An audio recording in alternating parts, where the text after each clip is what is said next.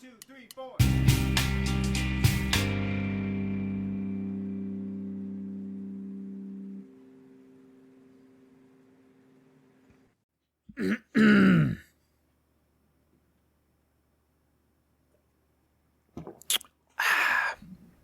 What's going on, boys and girls?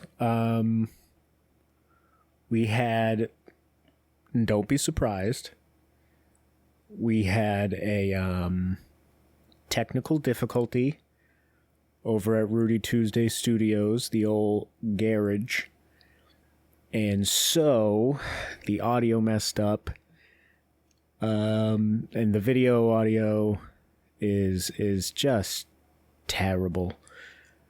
So you got me. You're stuck with the old Uncle Brec, and I just get to vamp with you for probably like 20 minutes. I don't know how long I'm gonna go, because I do have to edit it right after this, and it's 9 o'clock on a Monday, and this episode goes out in 10 hours. So, am I leaving things to the last minute? Yeah. Sue me. I have, such crazy responsibilities in my life now, like a full-time job. And that's it. So, it's tough to do one other thing within 3 days. And you know what? That's on me, I guess. That's on me. But what are you gonna do? Not a gosh dagnum thing. So I don't know how good this is gonna be. I already think it's terrible, probably to listen to. But this is what you get. You get what you get, and you can't get upset. But I wrote down a few things that we could talk about. So I don't talk to people a lot that I'm not comfortable with. And so I don't know, probably if anyone knows this, but growing up, I fell in love with Let's Plays. And if you don't know what Let's Plays are, it's basically people play video games and talk over them. And people go, who would even ever watch that? And because it's not about the gameplay, I haven't watched a Let's Play for the gameplay in probably 10 years, 12 years. But it's the people that talk. So a lot of it is put on in the background while you do other stuff, while you play video games. That's what I do, is I'll play video games and listen to people playing video games talk about not video games. But it's like comfort food, it's probably The Office to a lot of people. So I'll throw those on. And there was this huge conglomerate, and depending on how old you are, you've probably heard of them. Rooster Teeth. They did Red versus Blue, huge anime called Ruby. But they had a Let's Play division, Achievement Hunter and stuff.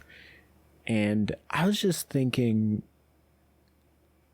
how weird it must be to own, I don't know, maybe a talent agency. I don't know if you call it that, but an entertainment business that you're constantly on camera with, daily. And the dynamic between people must get so strained and weird. You know what I mean? Imagine having to laugh with your coworkers as a job. And, obviously, this sounds ridiculous. This is a first world problem. Fucking, fucking beat out from my job. Laughing over fucking video games all day. So drained. I just want to go home. Fucking read a book. Like, what do? Like, you can't even play video games to just chill after work. That would suck. It's like, do you have homework where it's like, oh, I gotta go home from my job and play more video games? I don't know. But like, I was like, because wouldn't it be funny? Like, can you imagine like having to fire somebody at like 1 p.m. and I have to film a Grand Theft Auto Let's Play at 2? Like, what would your life be as a boss? Where it's like, fuck, I can't believe that Brandon came into work on Fent. Brandon came in on Fent. Ew. I'll Fent it up. Fent City.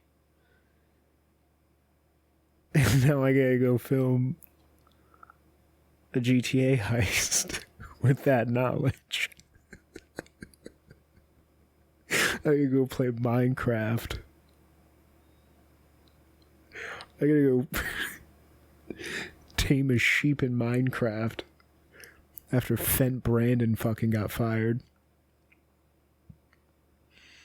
Like, can you even take yourself seriously?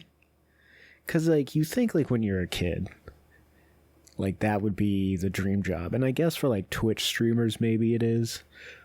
Like, people that are just popular but still just doing it by themselves.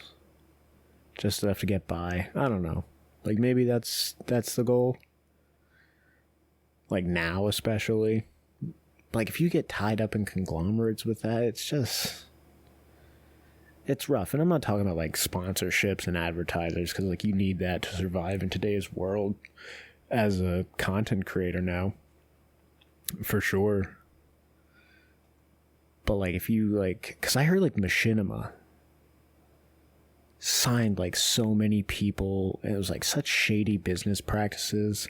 Especially, like, in, like, the early days of, like, video games and YouTube and fucking... like, that's, like... YouTube came out... it's, like, 05 or 06. Something like that. Which is crazy to think that there's gonna be a 20-year-old video next year on YouTube. 20 years ago. But,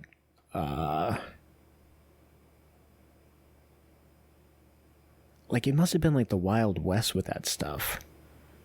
Like, video game content creation, and even just, like, YouTuber content creation. Like, did they get paid? Like, I heard, like, the early days were the good days of getting actual money.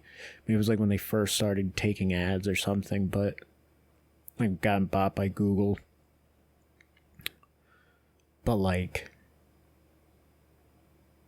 Fred was, like, someone just messaged me online. You probably heard that. It's probably my girlfriend. Dumb bitch.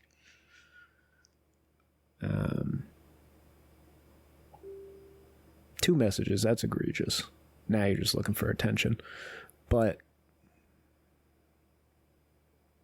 yeah, I don't know. Like, the early days of YouTube and, like, content creation, I wonder how that played out. I could probably do research into it, or just live my life wondering about the cowboys of YouTube. It's crazy that, like, in early YouTube, a guy that almost had a slur in his name was, like, the number one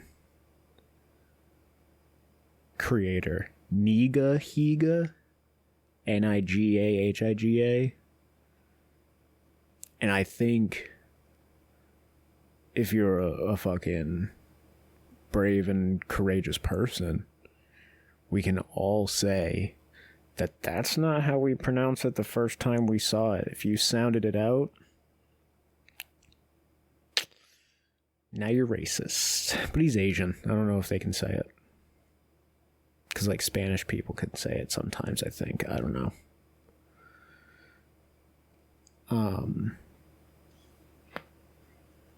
I saw Sinners. I watched Sinners. Kind of. Like, I didn't really, like, watch all of it. I missed a lot of the beginning because it seemed like a lot of build-up. And I don't know how I feel, like, about the whole twin thing. It just feels lazy, somewhat. Unless you got real twins, like Matt Damon and Greg Kinnear, maybe. But yeah, Sinners, it was, I felt like it was really disjointed. So I started watching legitimately when Haley Joel Steinfeld spit in Michael Jordan's mouth. No, but I started paying attention when Sammy, the young kid, was eating that black girl's pussy. It's probably when I started watching it. And when they got cornbread. But mostly when that kid was eating that girl's pussy. And she was married.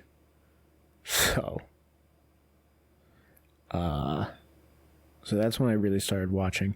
So I saw the vampires come by, and of course, you know, white people want to come in and colonize the Black Barn. It, you know, manifest destiny or something. And they wanted to come in. You got to invite a vampire in, which I thought was a cool idea for a vampire movie. And I guess it has to stop eventually to get the action going, because you can just wait it out.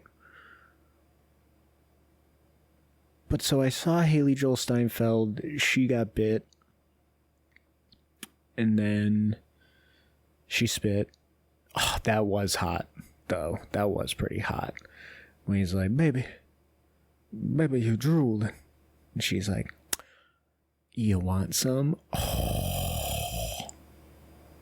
Oh, spit in my mouth. Fucking call me Jason. Call me Jesse. And it was fine. But I saw her get bit. That was cool. She kills Michael Jordan. Or one of Michael Jordan. Lazy. Annoying, actually. Kills him. She gets shot, starts laughing, and then she sprints out of like this closet storeroom thing that they're holed up in, really weirdly. And that was one thing that I didn't understand. So if you were invited in before, do you have to get invited in again? Because she didn't come in after that, which I feel is kind of weird, because it's like if you've already been invited into a house, so like if a vampire leaves your house like for a second, like if you invite him in, right, he's like, I'm selling solar or whatever vampires do nowadays. They're like, I'm selling solar. And you're like, of course, it's 8 p.m., but around here it'd be 5 p.m., so maybe it makes sense. Come on in. And he comes in, and he steps into your house, and he's like, and you're like, oh, wait, don't you need the contract? And he's like, oh, yeah, my bad. And he turns around, grabs the contract, and comes back like 5 seconds later. Does he have to like get invited back in again? It seems redundant. It would suck like if he tripped on his cape, selling you solar, he tripped on his cape and he like fell back outside. Like he just like missed the step for a second. And then he's like, fuck, can I come in? And you're like,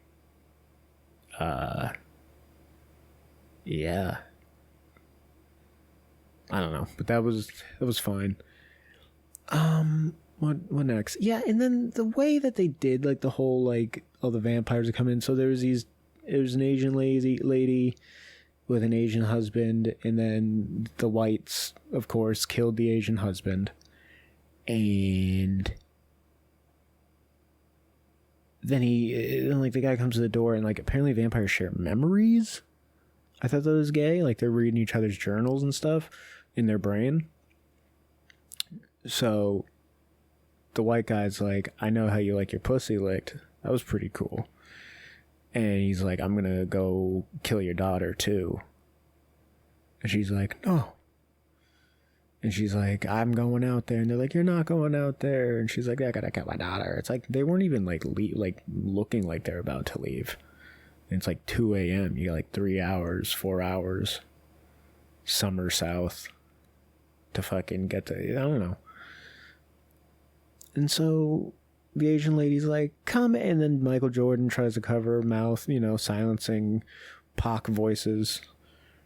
But she bites his hand and is like, come in here and get me, you motherfuckers. And then the white guy's like, yes. And they all start rushing in, which was a cool scene. Like, the fight was fun. But it lasted for like 5 seconds. At least like from dusk till dawn. Like, the fight was like worth it. It was a couple minutes. The fight was like 5 seconds. And I feel like a lot of people died that you were just like, who the fuck are these people? And then Slim sacrifices himself. That was cool. But it's very predictable too, in a way. It felt like a lot of things happened just to happen, but it felt very predictable too when, like, Michael B. Jordan's about to stab Michael B. Jordan. Michael B. Jordan is like, kill me, brother. And Michael B. Jordan's like, I love you. And you're like, oh, Michael B. Jordan, no, kill Michael B. Jordan. And then it cuts, and it's like, well, then Michael B. Jordan didn't kill Michael B. Jordan because they would have showed Michael B. Jordan killing Michael B. Jordan. That's like what you want to see. But Michael B. Jordan kills the leader, and all the vampires are like, shucks. Oh no, Sammy kills the leader. Oh no, Sammy injures him with the guitar, and then Michael B. Jordan comes and stabs him in the back. And like all the vampires feel it, which I thought was kind of lame. Seems like a big weakness. So he dies, and then like immediately the sun comes up and everyone burns to death. And earlier in the movie he was told like, oh, you gotta kill vampires by the big titted black lady. She was like, oh, you gotta kill the vampires one by one and not just their leader. And yeah, he's like, okay. But then he doesn't. There's like this KKK guy, of course, white man trying to shut down the Black Barn, grand opening, grand closing, or whatever he said. And Michael B. Jordan lights him up, which was funny. And then he dies. That's one thing I didn't really like. He like takes out his Tommy gun and guns down like 30 KKK members, and then gets shot once in the side and dies from it.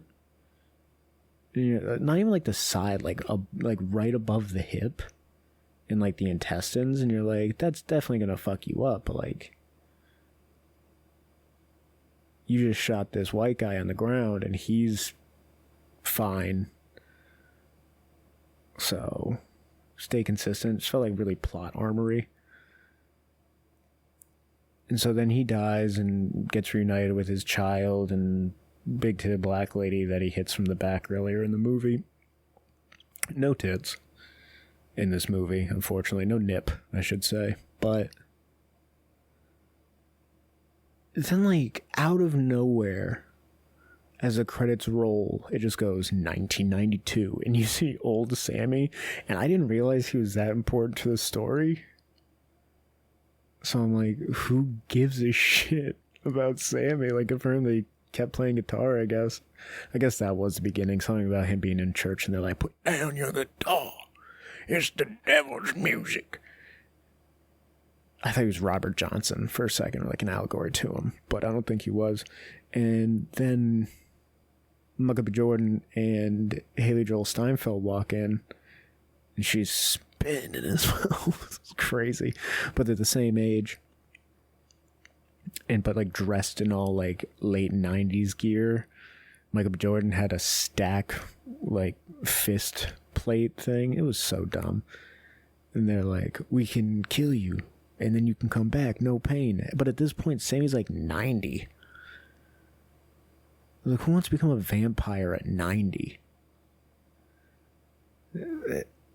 Like, you miss your... Like, I feel like the oldest vampire you could be is probably like in your late 30s, early 40s. Like, if you're a vampire and you, like, look 80, it's like, well, that fucking sucks. Now I just look like I'm 80 for the rest of my life. I'm not Brad Pitt or Tom Cruise or Kirsten Dunst. And then it just ended. Stat gave him like $300 or something. He's like, all right, cool. It's like, what the fuck? Where does that leave us? I don't really understand the big pop it got on anything. But, you know. I am trying to find out when Girl Scout cookies are around. The problem with Girl Scout cookies is that I want them, but I don't want to talk to them. It's the same thing with like yard sales. Like, I want to go to yard sales and peruse people's stuff, but I don't want to talk to them, and they don't take card. I don't know if the Girl Scouts take card, but like, they don't take card. And so it's like fucking, so now I have to get cash. I have to go to an ATM or my bank and get cash to fucking look at your junk. I can't Cash App you 35 cents for this fake lemon lime mixture. Little ceramic. I can't just do that. Your grandma's dead. Who's gonna take this? This is where you got it from, is your grandma. I'm doing it as a funny bit. I need cash. Whatever. But yeah, Girl Scout cookies, like, I feel like it's soon. Like, I feel like I see them when it's cold, which is really messed up, I would say, for fucking, oop, Drake May is on the screen. Hold on. Drake May. Watching the football game for fodder. It's been a weird football week, but or season, but this isn't pat on the back, so staying off the ball talk. Hey, Caleb Williams looks okay for 5 seconds. But yeah, Girl Scouts. Why would they make the Girl Scouts? Why are you doing it in the cold?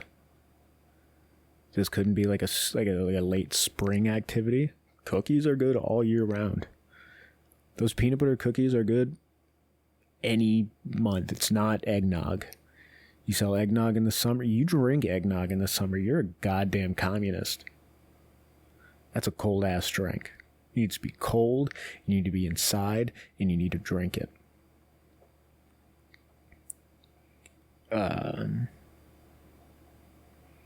So I don't know when they're coming, but I hope soon. And I hope I'm with people so that I can convince them to get them, even though I want them. A thin mint peanut butter cookie in a circle. Those are the only ones that really matter, I think. I don't know. Pop off. What's your favorite?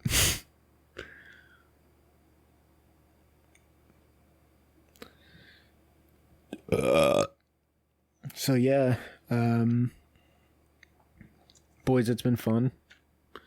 Again, I apologize for the weird ep. It's just me. It's just your Uncle Brec talking into a microphone that I had to dust off to use. It had cobwebs on it, which I think is spider cum, but can't confirm that. And but yeah, thanks for listening. If you did listen, which would be crazy if you listened. Imagine if you got someone else to listen and comment and Spotify and podcast. Buzzword. Fuck Dubby. That was from the last episode, but this or what we could. But fuck Dubby. Me and all my homies hate Dubby. Isn't it crazy, though, that when only one of us has to record, you don't have to worry about the other two saying slurs that you have to edit out? That's fun. Dumbass bitches. But thanks for listening. If you did listen, wow. God, you're fucking beautiful. Listen to God Is by Kanye West. Maybe the most, not the most, but like one of the best drops of the last few years. Everything that has breath, praise the Lord. Or y'all want me to go back to rapping? What if I just did like a 20-minute rap after this? That'd be crazy. They wouldn't even expect that. But I'm not gonna. I don't really have time for that. I gotta go to bed soon. So. Thank you. Bye. Rudy, plugs. Pat, plugs. Hair plugs. Brec plugs. No. Nothing really in the works right now. But thanks for asking.